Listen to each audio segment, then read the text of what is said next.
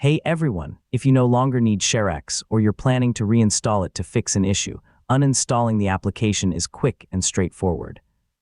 In this full guide, I'll show you several ways to remove ShareX from your Windows computer safely. So let's get started. Before uninstalling, make sure ShareX is completely closed. If it's still running in the system tray, click the ShareX icon and choose Exit. Closing the application first helps prevent problems during the uninstall process. Next, open the Windows Settings app and go to Apps, then Installed Apps or Apps and Features, depending on your version of Windows. This is where you can manage installed programs. Use the search box to find ShareX in the Installed Applications list. Once you locate it, click the menu next to the application and choose Uninstall.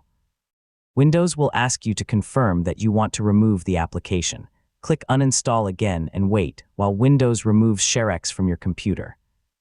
The process usually finishes within a minute. If you want a completely clean removal, you can also check whether any ShareX folders remain in your documents or user profile folders. If you plan to reinstall ShareX later and want to keep your settings, you may prefer to leave these files untouched. Finally, restart your computer.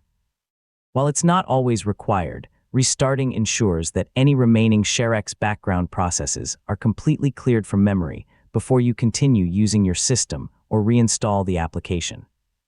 And that's how to uninstall ShareX from your Windows computer. Whether you're removing it permanently or preparing for a fresh installation, these steps should help you complete the process safely.